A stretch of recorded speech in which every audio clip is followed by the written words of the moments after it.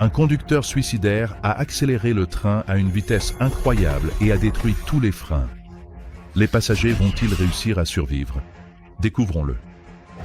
Jour et nuit, des centaines de trains circulent sur la voie ferrée. L'un d'eux va de Londres à Tunbridge Wells.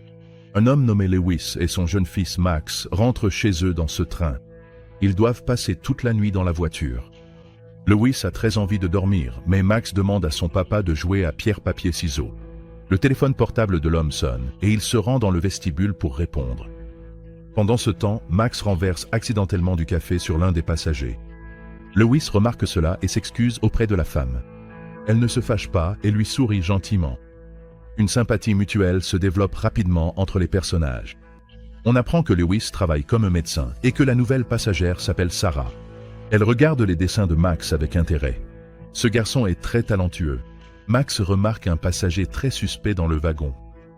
Il a l'air assez agressif et fait peur au garçon. L'homme en colère se dispute avec d'autres passagers et provoque une bagarre. Il déclare qu'il voyage sans billet et que personne ne pourra rien lui faire pour cela. Un contrôleur entre dans le wagon et vérifie les billets des autres passagers. Il pense que Louis, Sarah et Max forment une famille, mais le garçon répond que sa mère est morte. Le train marque un arrêt à l'une des stations.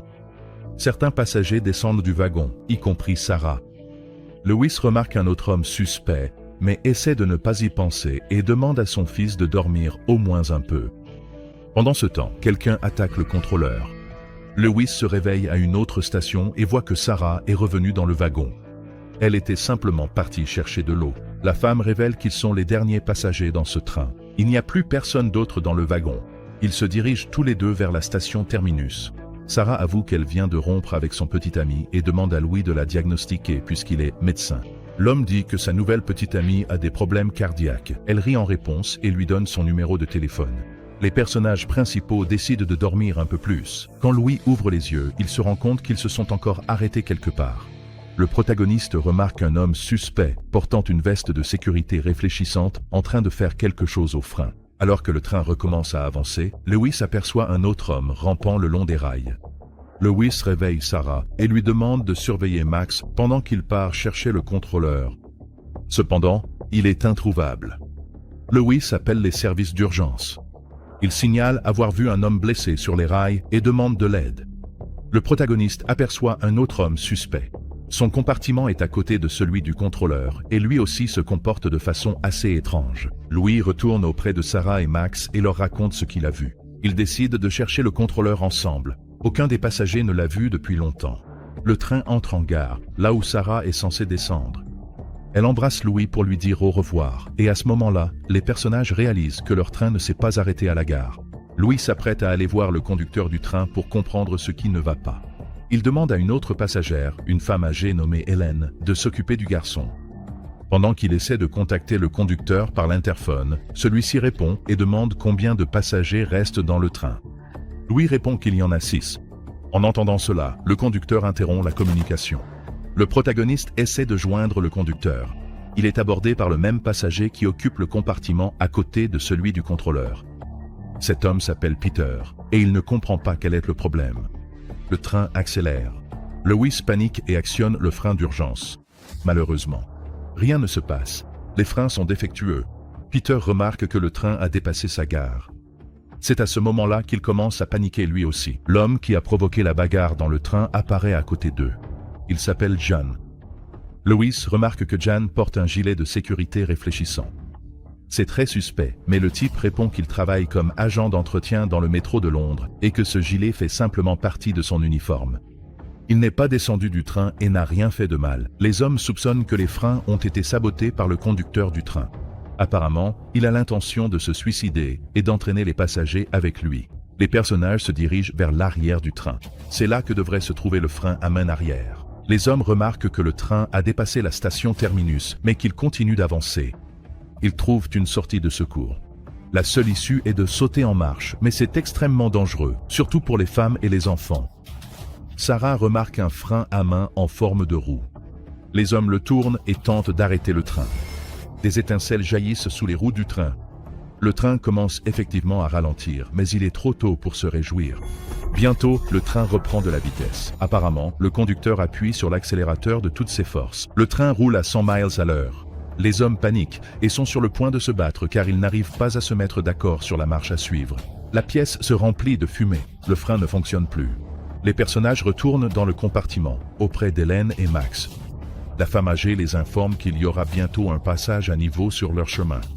S'ils percutent une voiture, ils pourraient dérailler. Lewis essaie de réconforter un Max effrayé. Le passage à niveau apparaît devant eux. Le train ne ralentit pas. Des voitures de police arrivent près des rails. Lewis demande à Max de s'asseoir et de se pencher en avant, le torse contre les genoux. Puis survient la collision.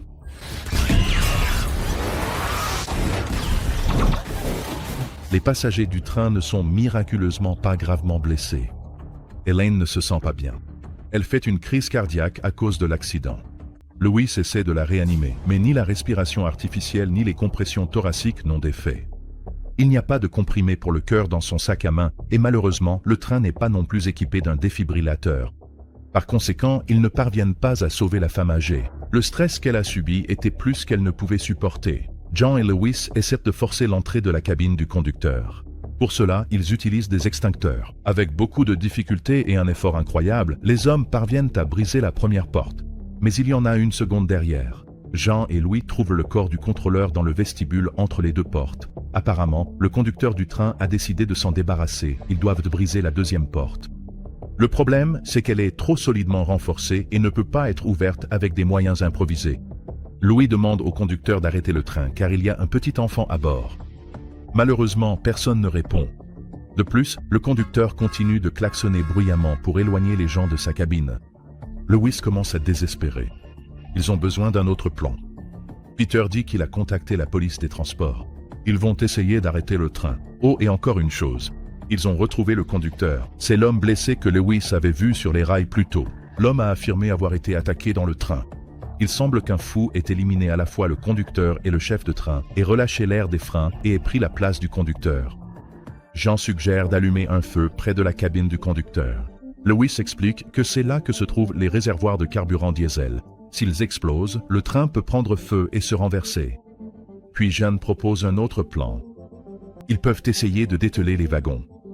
Mais pour cela, quelqu'un doit sortir du train. Jean est prêt à prendre le risque. Mais d'abord, il a besoin d'un verre pour se donner du courage. En fait, tout le monde a besoin d'un verre. Les gens partagent des histoires sur leur vie. Il s'avère que Jeanne rêvait de devenir magicien. Et il sait faire quelques tours amusants. Jean entre dans le vestibule et ouvre l'une des portes. Il est très difficile de faire quelque chose à une telle vitesse vertigineuse sans tomber. Le gars essaie de dételer les wagons, mais un tunnel étroit devant l'empêche de le faire. Louis sauve Jeanne et le tire dans le train quelques instants avant que le train n'entre dans ce tunnel. La police installe une barricade de sacs de sable. Malheureusement, cette méthode pour arrêter le train s'avère inefficace. Le train ne s'arrête qu'un instant. Mais aucun des passagers ne peut ouvrir les portes car le train se trouve dans un tunnel étroit. Max est le seul à pouvoir passer parce qu'il est le plus petit, mais le garçon a très peur et refuse de le faire. Le train accélère de nouveau.